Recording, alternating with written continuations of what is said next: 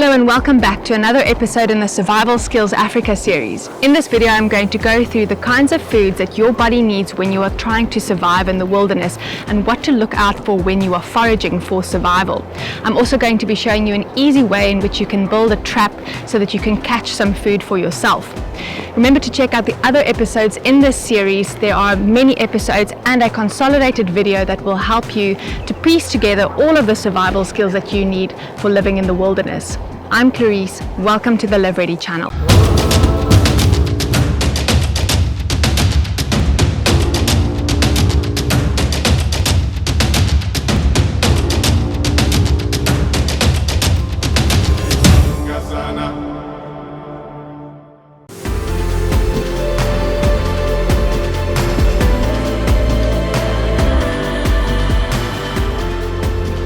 Just along my way I found a sour fig plant, and these are actually a really great source of food. I should actually cut this down rather than pulling it off.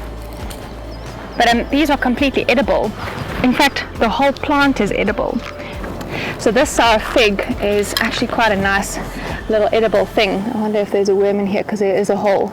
So you just cut off the bottom really carefully. And then there's some nice juicy goo on the inside that you can simply suck out. I might actually be sharing this with a worm, but there's some nice sweet stuff on the inside here. This one might still be a little young, but there are a couple of other ones around, and that's great sustenance for me. And there are a couple more coming out here, so I know that in the days to come I'll be able to revisit this bush in order to forage from it and to collect some resources from it. When we think about wilderness survival, we often think, but there's no food in the wilderness. And I want to encourage you with the scriptures that are in Revelation 12 verse 6 and Revelation 12 verse 14, where God says that the woman, his church, flees into the wilderness to a place that is prepared for her, where she is fed and she is nourished. God never forgets where we are or what we need. He knows exactly what we need at the time. That includes food. God knows that we need food in the wilderness, and it doesn't mean that we get to neglect the skills or learning the skills of how to find food or which foods to select or how to capture food. But it does mean that God will make the resources available when we need them.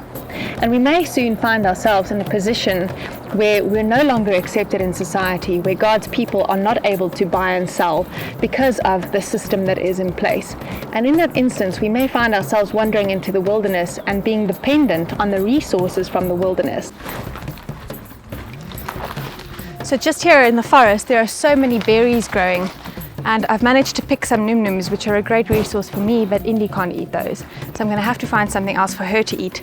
They're just red berries that basically grow all over the world today. They're called Natal plums as well. And they're a nice, sweet little red berry that I can feast on that's really high in calories and that'll keep me going until I've managed to hunt or trap something. There are lots of bird nests around here as well, so I can try and see if I can find some eggs. And there are ground birds here too, so they may also have left some nests for me to forage from. I've gotten a little sidetracked by a survival resource that I really recommend everybody keep an eye out for in the wilderness, and it's something we find all over the place: the humble pine tree. Pine is so widespread and it has so many uses and applications in survival. Here is a pine cone that's fallen down. It's not completely open, which means that I'm still going to be able to get some pine nuts from this pine cone. As it happens, doggy can eat pine nuts. So pine nuts are not toxic to dogs, but obviously because they have such a high fat content, we want to be careful how much of it we feed to them. But things like num-nums, for example, dogs can't eat. So some of the berries in the environment that I can eat, Indy can't eat. So this is going to be great. I can feed this to her. On top of that, if I can get a hold of some of the pine needles up there, I can use that to create pine needle tea. So I just boil a little bit of water, let it cool down, put my pine needles inside that I've bruised, and all of the vitamin C and the vitamin A in those pine needles will seep out into my tea, and I've got a really high vitamin tea that I can use to warm me up as well. It's always better to try and drink warm water or a tea rather than cold water, or to try and eat ice, because your body is going to lose so much heat trying to warm up that water. really do yourself a favor, warm your water before you drink it. Make some pine needle tea. Found another pine tree I did, this time with some more easily attainable resources. And this seems to be quite dry. Not all pine trees are edible though. There are some poisonous pines like the ponderosa pine, the yew, the Australian pine. So do your research and know the pines in your area well. White pine, red pine is usually perfectly fine to go for. So we can make some tea from this. Now that I've got my fire going, I can make some pine needle tea as well. So I've got my canteen here. Just going to take out the cup. And all of the water that I've accumulated, I can now boil on my fire too.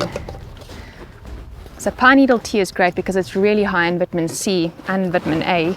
They used to use pine needles or pine needle tea to treat scurvy. So I can take my little canteen, put it on my fire and warm that up. So to get the pine nuts out of here, all I've got to do is literally just put that nearby a fire. The heat from the fire is going to cause it to open up. So I don't want to burn it. Just going to put it where it's really nice and warm. So my water is simmering. I can take that off. I've got a bit of ash in here now. So I just want to bruise with the spine of my knife these pine needles. I can now put them inside my warm water and just let them steep there.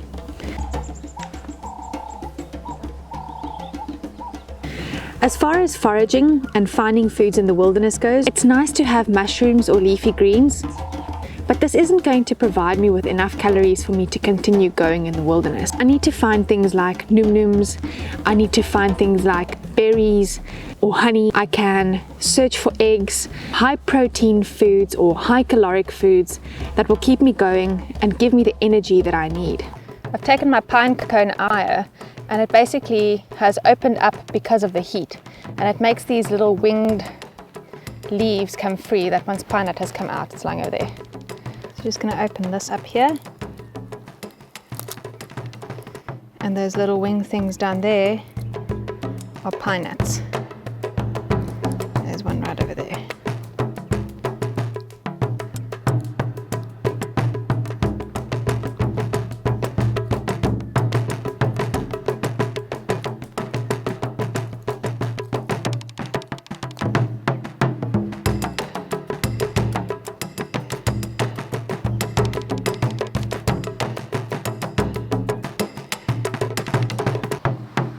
And that over there is a pine nut. So I still have to crack the little shell to get to the actual nut, which can seem like a bit of work. And then you just have to open the shell and out comes the little pine nut. I don't know if you can even see that. The yellowish part on the inside is the nut, and it's just sitting inside its shell. So now I can take that nut out. I'm going to do it without breaking it. If you're just going to eat it, you're not going to worry about breaking it. But to show you, there's a pine nut, and there's a whole bunch of them in that pine cone that I can now take and eat.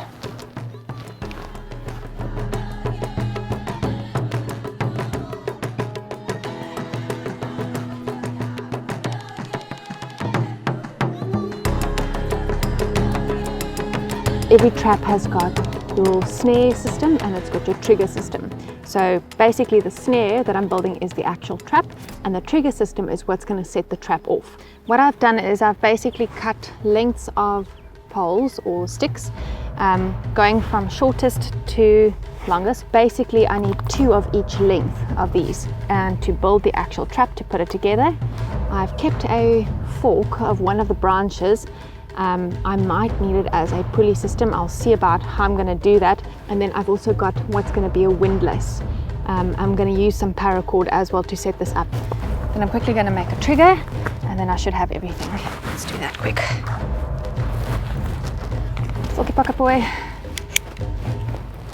Okay. So So I sawed halfway in on this side and I sawed halfway in on that side, and now when I break it, I get 2 equal parts that basically fit onto one another just like that. I'm going to make it a little bit finer so that it creates what we call a hair trigger that is very sensitive, and it gets set off really easily. And then I'm just going to stick something in there to disturb it. Once the animal disturbs whatever little stick I've got in here, let's do this just to show you. Once the animal disturbs this, these two will be under pressure, and once they break apart, that will action my trap. Just to make that a little bit more sensitive, I'm going to take this off. What I've done is I've basically taken 2 of my longest struts and tied them together with a length of paracord that's slightly longer than the 2 struts themselves are. I'm going to cross it or twist them together so that it forms a cross or an X in the middle. I don't know what this is doing here. Ideally you want some level ground for this. And then what I'm going to do is I'm basically just going to layer cross struts at intervals. So there's the first one, there's the second one, and these are quite heavy poles, so this is going to be a nice heavy trap. Okay, and I just want to apply nice pressure to them to make sure that it is stable. Okay, and then I'm going to go in the opposite direction, this way, and another one this way. Takes a bit of imagination to get the lengths right. Okay, and again apply pressure to keep them level. And paracord is great for this because paracord is nice and stretchy. Twine you can use for other things, other parts of your trap, but paracord is the way to go here. That's it. It's too short. Well, this is quite a testimony to paracord, I'll say that. This is spring tight. Okay. And one more in the middle should do the trick. That should do it. Just wedge that in between there. Good. Trap done. That's quite solid. Nice big trap. It's quite heavy as well. And I can catch a reasonable size animal in that. So right over here, there's a little game trail that runs past this tree, as Indy demonstrated very nicely just a moment ago. So I'm going to set my trap up over here with a little bit of bait on the inside. What I want to do is just position it in such a way that I've got it standing on my little trigger.